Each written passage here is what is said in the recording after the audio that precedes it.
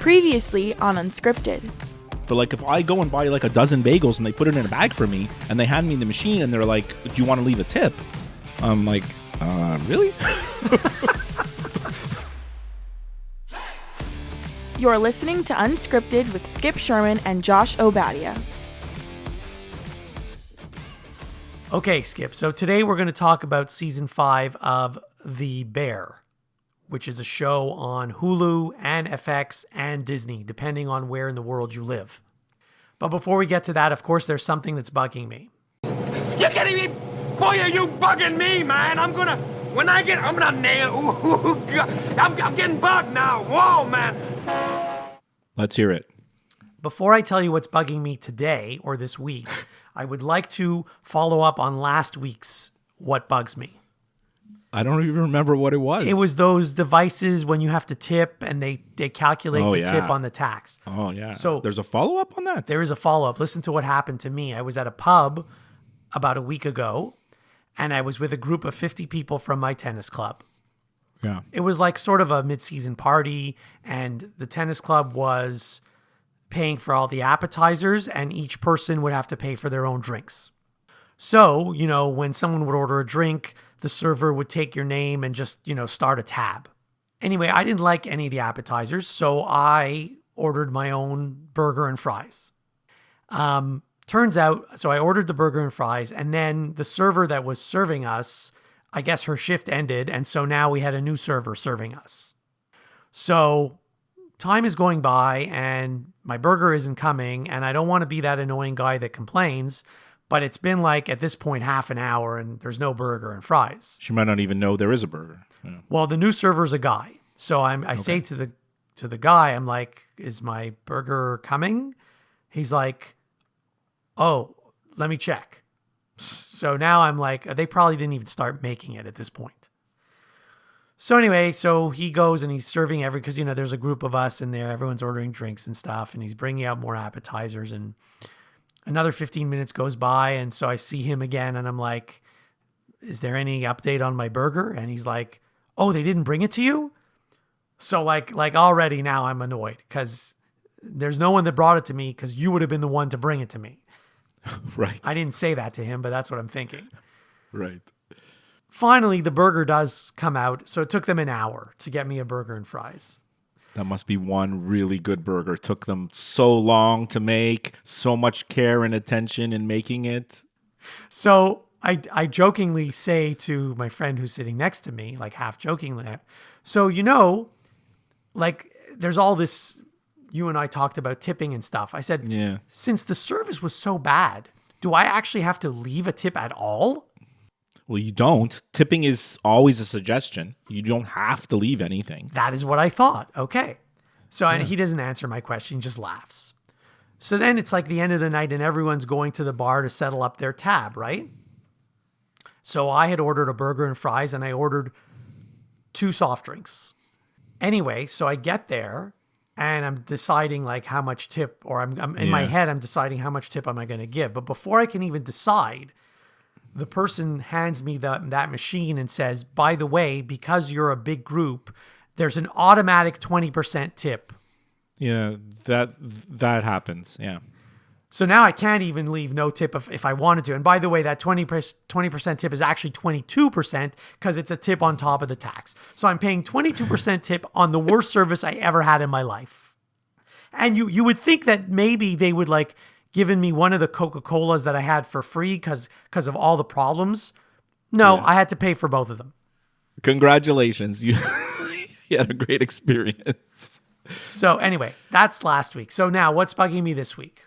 Go ahead, yeah. So if you've ever been to the grocery store, which I'm sure you have, if you ever buy fruits and vegetables, a lot of them are sold by weight.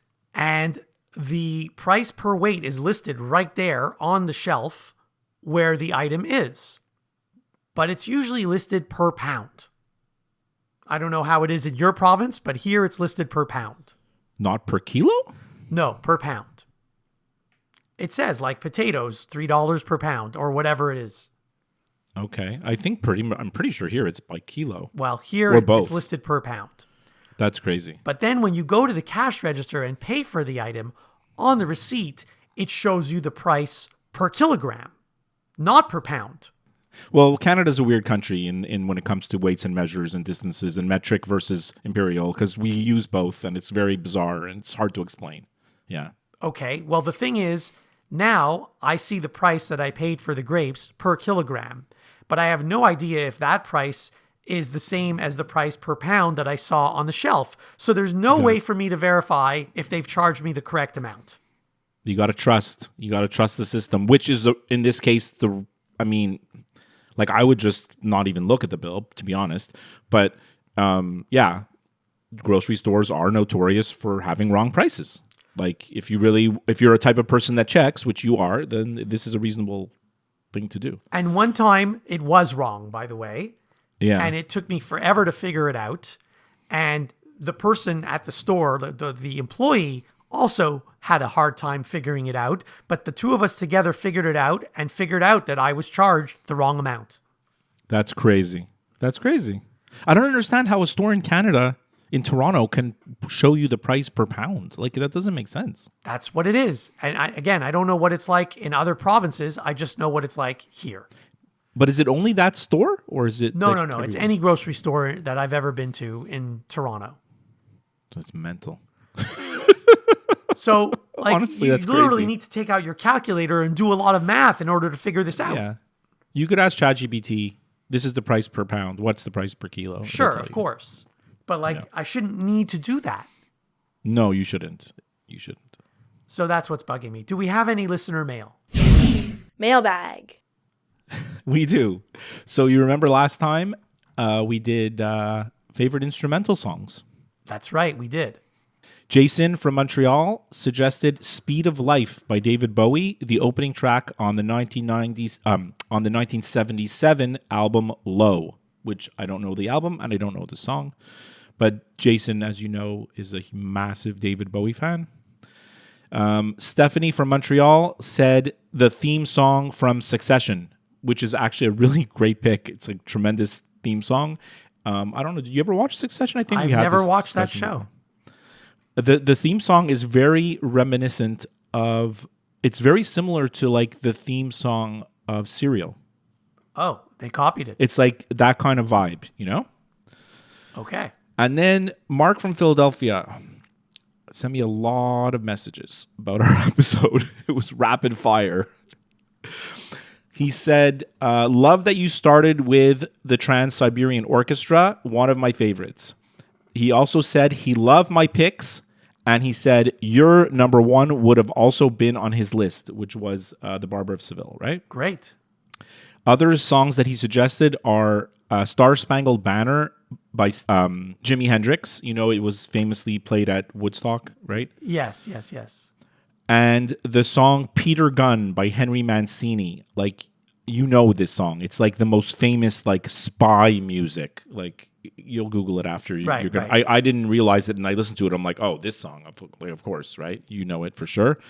And then because I had Pat Metheny group number one, he suggested a song called Minuano 6/8 in brackets, which he said is his favorite Pat Metheny instrumental song. So I gave it a listen to. Actually, kind of pretty good. And he asked the question that I asked, which is how many words count in a song? Like, could a song have to it still be an instrumental? Like, is it zero? Well, Like, isn't could it zero? Could it have? I think so, because he was actually questioning, and because you mentioned also Ferris Bueller's Day Off, but the most famous song from that movie and in other movies, I think, is the song "Oh Yeah" by Yellow. Right. You I know didn't this, mention that right? song. No, but that actually has the words "Oh yeah."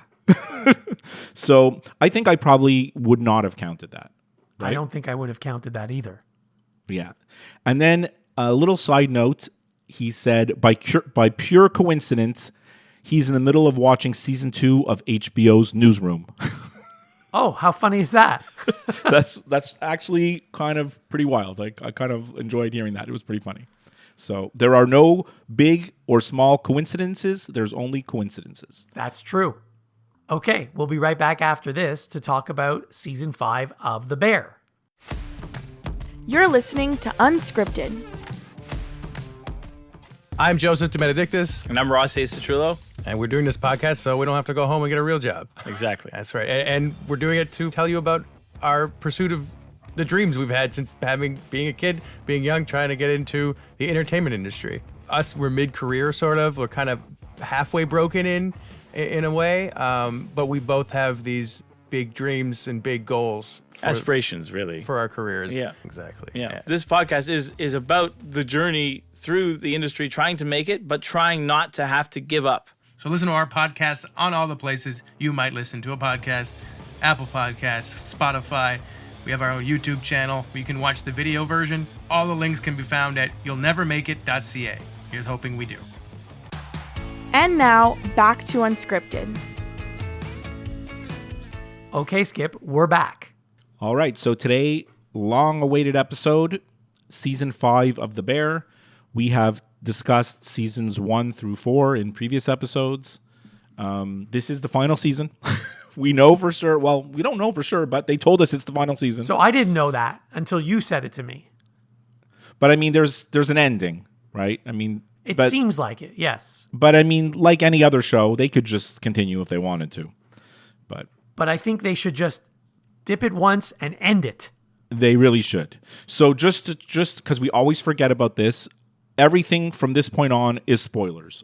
So If you want to watch The Bear Season 5, if you want to have it spoiled, we're going to tell you everything we know about it. But if not, maybe come back and listen to this episode another time. So first thoughts, initial thoughts. Like, you didn't realize it was the ending? Like the end? No, or? well, you told me before I started watching that it's Yeah. the last season, like in a text message. So I'm like, did he mean last as in that's it, they're done? Or did he mean last as in the most recent season? Okay, well, no, that's it. They're done. So, like, my initial thoughts, I'll just give you my overall impression, and you could do the same. I think it was like a solid season and a fitting end to the series. A really good season, but not as good, let's say, as the previous two. It's hard for me to compare it to previous seasons because I don't remember them that well. Speaking of not remembering, the craziest thing is, how old are we getting? So I watched this when it came out, which is literally like, what, a month ago? Correct. And I've been waiting for you to watch it so we could do this episode. Now, you'd think I would have a very, very good memory of everything that I watched in the show from 1 month ago. And yes, I could remember everything that happened, but like, not well. I'm actually not surprised. Not well enough that like to just write down notes off the top of my head without looking up stuff. Like that was my benchmark for this. So it was kind of weird.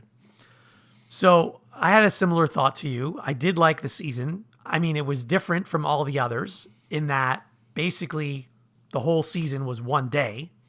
That's right. Except for the last episode. Yeah. Which I thought was cool. So it reminded me of 24. Although no one's getting killed and no one's, there's no terrorist involved. Yeah. So they did that well.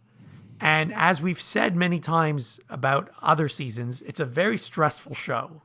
But didn't you find this season less stressful? I actually found it more stressful because of Really? the rain and the flooding. It made it even more stressful. Because the feeling I got from this season was, yes, it's stressful and it's chaotic and there's the rain and then the pipe burst and then one of the facts falls through the ceiling and like the stoves don't work and like everything that could happen happens. Like every obstacle in their way happens. Right. Everything that could go wrong went wrong. Like there's no way that many things could go wrong in one day. Oh, no, impossible. But I just got the feeling as the show was progressing and as they were getting through these obstacles that it was leading towards like a success. Like that everything was going to work out and they were going to be able to overcome all this stuff. You know what I mean? Where in past seasons, it was just like the stress of the whole thing. This was like it was like triumphant, Everybody had their moment in the sun to like, to shine, all the characters, Yes, but you don't know that until like the second to last episode. You don't. That's like right. I all along I thought, because they keep flashing to Computer and Uncle Jimmy and Cheese, and it sounds like the restaurant's going to close tomorrow. Like Yeah. they're running out of food. They keep saying they have not enough food to serve all the customers that are coming in, and yet somehow don't. they invent a brand new dish within seconds. Yeah, out of nothing. Exactly. I don't know how that happens. So like if they don't have enough food for tonight, they're certainly not going to have enough food for tomorrow. The restaurant's just going to close. That's Yeah. what I thought. So you completely buried the lead there for me, which is they introduced a new character whose name is Cheese. And I think, and I didn't understand who she was or why she was there. And by the way, she's so rude. She's somehow related to Computer, right? Like she's either his daughter or his niece or something. That's the way I understood it. And like they call her Cheese. I don't know if you know why they call her Cheese. I They have no said idea. it for, Do you? Yeah, they said it for 1 second, but if you miss it, you miss it. It's because her last name, because they introduce her with her last name. They introduce her with her full name, which I can't tell you what her first name is, but her last name is something like Cheddarini or Cheddaroni. I see. Right? So her, like, it's something like that. So they call her Cheese, which is just, I think was fantastic. The fact that there's a new character and her name is Cheese. But hold on, before we get off Cheese, I think the only Before reason we get off Cheese, before we get off Cheese. I think the only reason that they introduced this new character is because, and I'm jumping ahead now, I think you're 100% right, and I have the same theory. she's the one who discovers Ibra's prospectus. Yeah. And that was Rob Reiner in the previous season, who obviously Exactly. can't be in this season because he's no longer Exactly. alive. And they needed to continue that storyline, so they had to invent a new character.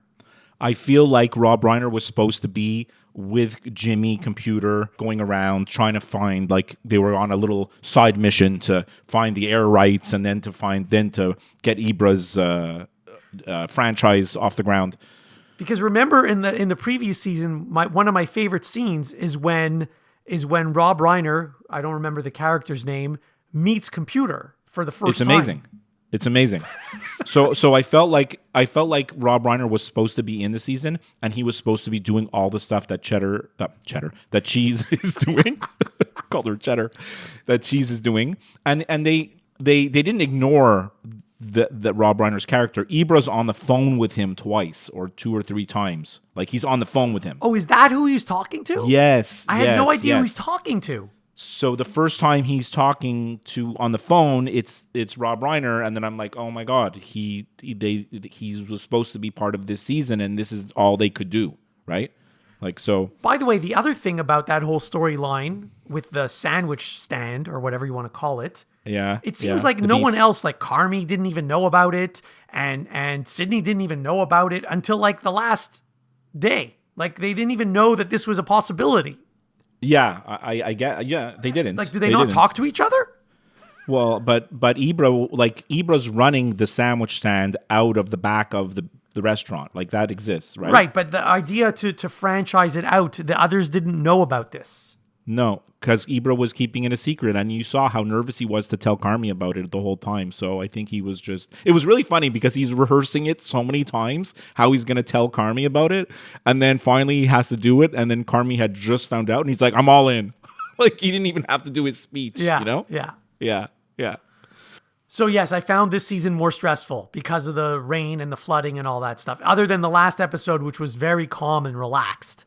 Yeah, because then it's the aftermath, and they've had a successful night, and then you find out that yes, Sugar tells them we have enough money to run the restaurant again. Like we can keep going. We have a little bit of money. Like somehow they're able to have some cash flow because she says they're going to be able to do it another night. You know, they're going to keep going. But they're like literally going day by day.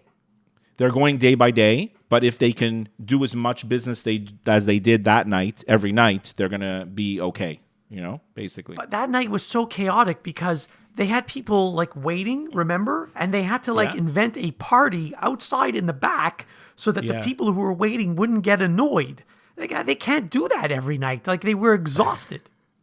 They can't. It's unsustainable. Like they invented the party in the back and they called it the after party. Well, Richie invented it so that But it people actually would- was the pre-party, not the after party, right? It was for people waiting to get in, right? Wasn't No, I think it was for people so that they could ask them to leave their seats so they can seat another guest. Okay, so without this was being my rude. question. I wasn't sure if it was that or if it was the people waiting to be seated who were It at could the be party. both. It could be both, to be honest. But like the way I understood it is like they need people to leave, but they can't just say we need you to leave, right? So they're like, hey, why don't you join our after party? Oh, great. And then, and then they can, what they call turn the table over and seat the next guest. And speaking of kicking people out, there were those two couples who were in the kitchen almost the entire night.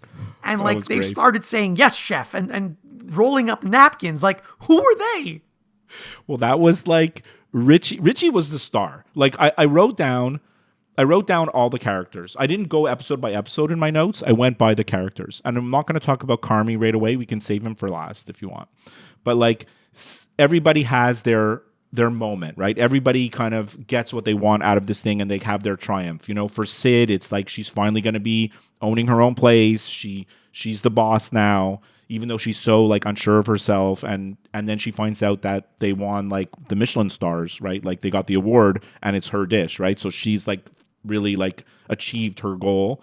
Same thing with Tina, right? Tina was like a nobody. She was a line cook in the beef and Carmi trained her and got her, like they gave her confidence and now she's going to be like Sydney's like second in command, CDC. Yeah, the chef de cuisine. I had to Google that. Yeah, and then Marcus, obviously we know he won at the end of last season, he won an award for like the best new chef. And then I think in this season, Marcus's big triumph is like how his cooking is like a means to iron out things with his dad, right? Right, which they leading us to believe that maybe it's going to come together. Sugar, obviously, she's a mom now, and it's like a Sugar story is more she's at peace with her mom, right? Like she leaves the mom with the baby, right? Like how would that even be possible before, right? We have Teddy Fack, who really is the funniest thing in the whole season, is when the pipe explodes in his face. And just before that, he's afraid to go near the pipe. Because he knows it's going to explode in his face. And then it explodes right in his face. And then it ends up Sydney is the one that puts the tape on the pipe. And then the two guys are like, yeah, why couldn't you just do that? I told you to do that. No, why didn't you do it? And then Neil Fack obviously has his big moment too because he is the like seats the VIP guests who they think are the Michelin star guys, but they're not. But they're not. So who were those people? They were nobodies? Well, the way I understood it, it was like, I think if we lived in Chicago, we might have known who one of those guys is. But like the way I understood it, it was like one guy was like a famous like Chicago weatherman. Okay. Like on local TV. And the other guy was just his guest. And then they thought that the guest was the critic, right? But it's not. They were just guys. Right. But Fack really like comes through and he's like has his moment and all his training's paid off and he's like really like a bit of a star in terms of the service. And then of course Richie, who devises all these crazy things because he didn't want to cancel any reservations even though they told him to. So then he comes up with the after party. He comes up with like get the card table from the basement. Like I forget like all the other things that he kind of invents, but like basically they're showing you like he's like in total control of like his world. He's in right? the zone. Like, he's in the zone, right? And everything like that he's trained and learned, he's using all his tools and everything he can, and then in the end he ends up with Jessica and he goes to Japan. So remember that table with the weatherman and the other guy? Yeah. Yeah. And they want to order wine and they want the wine from 1997 and the sommelier comes out and he's like, no problem, I'll bring it right to you. But he's got these 2 bottles of wine and he's not sure. He thinks he's sure, but he's not sure which is the one that's 1997. I wasn't sure what was going on there. Honestly, I guess I should have looked it up. I didn't fully understand what his like conundrum was, unless he got them mixed up at one point and he had to know by taste. Like honestly, I don't know. Right. I think did the labels come off because of the flooding, and so then he had to guess. It's something like that. And he happened to guess right. I mean, but honestly, if they put unless you're like a sommelier, like a wine expert, if the weatherman from the Chicago local TV station and they thought that the guest was the Michelin star guy, so I guess it makes sense because they thought he would know. Right. But like an average person, if you give them the 96 or the 97, like come on. I mean, I wouldn't know the difference. I wouldn't know the difference between that and a $10 bottle of wine from the grocery store. Correct. Exactly. I don't know if you want to like go right to Carmi or if you had other stuff, but what I want to say about him is really about the last episode. So I didn't read anything about this season beforehand. I didn't want any spoilers. So he says he's going to find a new job or do something different, and I have no idea what he's going to end up doing. And then John Mulaney, I don't know the character's name, takes him to this office building. Yeah. And Mulaney's like, just be yourself. You actually have good stories. Just tell your stories. So at first, I'm thinking he's going up to talk to somebody who's going to write a book about him.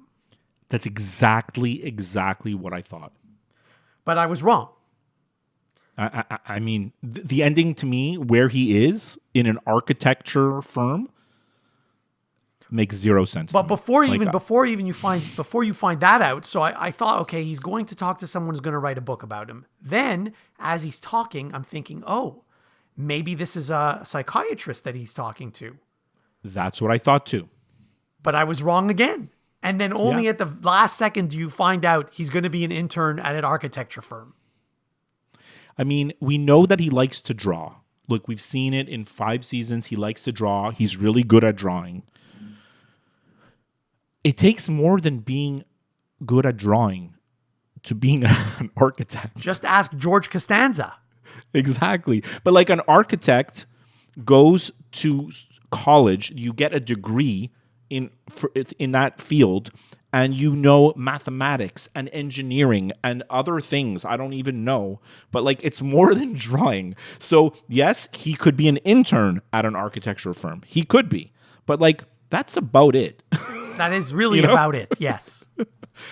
I mean, yes, he knows he has this amazing real world experience in the restaurants, but the part that bothered me about it is not that he can't work in an architecture firm. He could do that. I'm fine with that.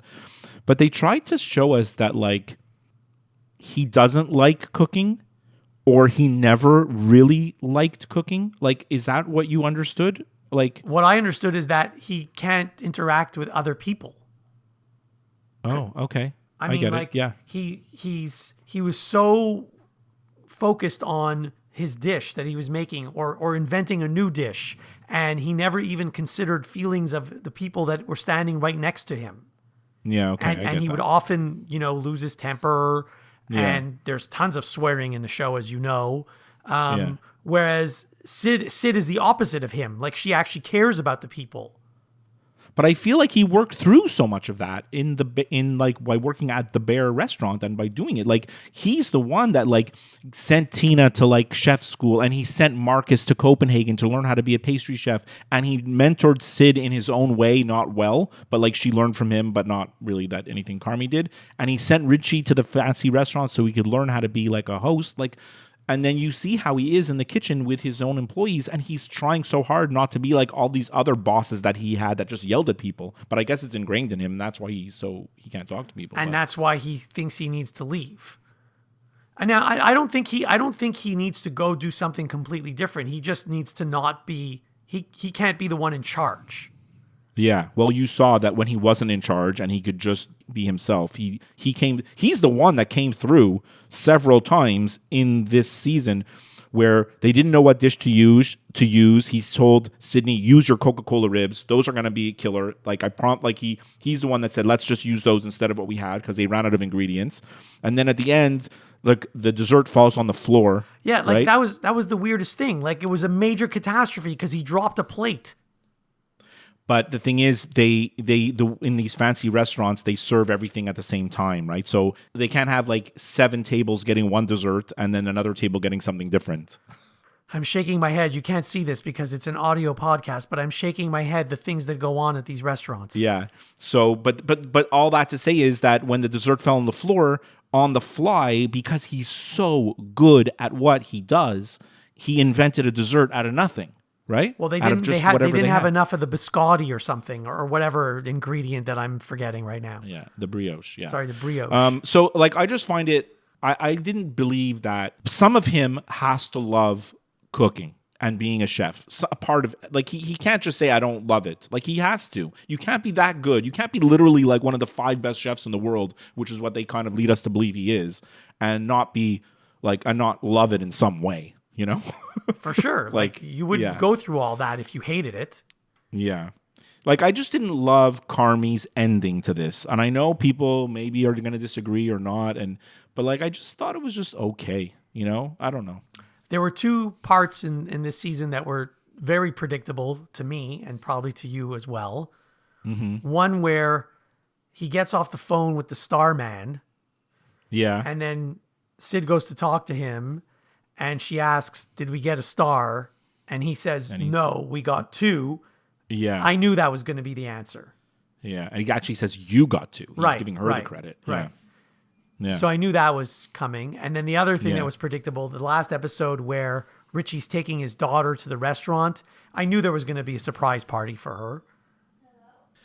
I mean, I like that, but that was kind of just like a way to get every character that was maybe in the show that wasn't in the season. Just like we didn't see Claire at all. I was going to mention, like, Claire is not in this season. But then wasn't she there for 2 seconds at the surprise party? I couldn't tell. I wasn't sure if it was her. I think she was, but like she doesn't have any lines. No, and for all we know, she might not have even been there. They can CGI her into that crowd scene. Right. So you called me right before we recorded a little bit like, I don't want to say nervous, but inside baseball now. You're telling people about our production meetings. Just questioning. You're like, did you know there was this standalone episode? Like, it's nothing to do with the season. I'm like, yeah, I watched it. So like, in case people didn't know, because they barely advertised it, it's hard even to find on the Disney app. I think I had to like type in the name in the search. Like I couldn't find it any other way. It's one episode called Gary, Gary, and it's not Gary like a guy's name, our old friend from high school and CJEP days. That had the tracker? It's not him. Yeah. It's Gary, Indiana, the city. And it takes place a few years before the Bear starts. And it's just Richie and Carmi's older brother on a road trip to Gary, Indiana. And they're doing some shady business. They got to deliver something. It's not clear. The whole thing is unclear. I really didn't like it at all. I thought it was like terrible. It was like a waste of time watching it. There's probably people going to be listening to this and be like, I loved it. It was so good, because people love Richie, but like I really just didn't care for the whole thing. It's like, and it had nothing to do with anything. Like, really, it had nothing to do with anything.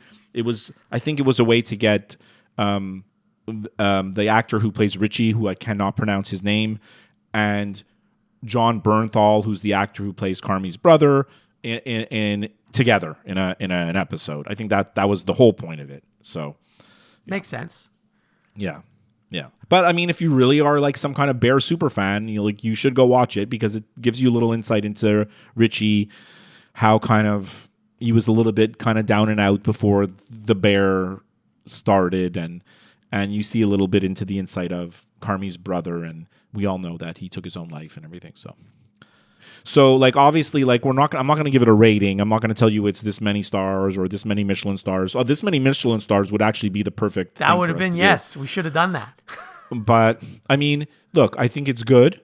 And I think many, many very beloved series often have final episodes and final seasons that are kind of a letdown. A lot of people criticize, like, when it's a really big popular show, they don't like how it ends. There's always critics and criticism.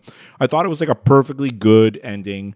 They wound it down nicely, and I thought it was a good season. And obviously, if you're a fan of The Bear and you watch season 1 to 4, you're going to watch season 5. You're not just going to stop at season 4. You're going to watch it, and it's worthwhile watching. So I sort of agree with you. I'm glad that I'm hoping there won't be a season 6, because if you start making too many seasons, it just gets annoying. I thought that it was a very satisfactory ending.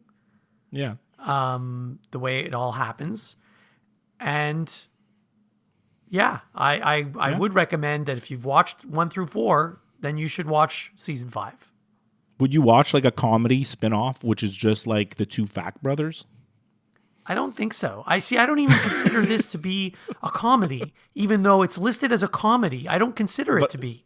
But a show with those guys would be a comedy. Like, yes, it would be. Right? I think one of them is actually a chef in real life or something. Yeah, Matty Matheson. I don't know if he's a chef, but he's very food oriented. Like in the grocery store. Next time you go to the grocery store, go like where they have like the mac and cheese, the craft dinners.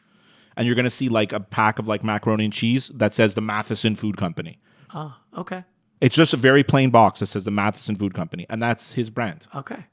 Who knew? Yeah, and there's other products. He has sauces and different things. I never tried any of them, to be honest. Okay. Would I watch a spinoff? I don't know. No, I guess not. I mean, they weren't my favorite characters. No, I just think they're funny. They are. Yeah, I mean, honestly, the funniest thing of the whole season is when the pipe burst in his face, and that's in the season. That's in the first minute of the first episode. Like, it's right at the beginning. Or when one of them falls through the roof. He falls through the roof. It was so predictable because they're like, "Why is he up on the roof? Why is he up on the roof?" Next thing you know, he falls through. Right? Why was he up on the roof? I don't know. I think he was trying to do something with the rain and the leaking. I don't know. Who knows with these guys? Okay, we'll be right back after this with some final thoughts. You're listening to Unscripted. Hey everyone, Skip here. I'm really excited to invite all of you to follow my new account at Skip Cooks on Instagram and TikTok. I'll be sharing my love of cooking with recipes in the form of 1-minute music videos, all set to some of my favorite songs. Don't miss out, follow me, and let's have some fun in the kitchen. Unscripted with Skip and Josh is available wherever you listen to podcasts. If you listen to the show through Apple Podcasts, please leave a review. To interact with the show, send an email to skipandjoshshow@gmail.com. Follow the show on Twitter and go to Facebook to like the show page. And now, some final thoughts from the guys. I have one final thought. I was going to put it into the listener mail because it did come from Mark from Philadelphia, and I wanted to talk to you about it in final thoughts instead.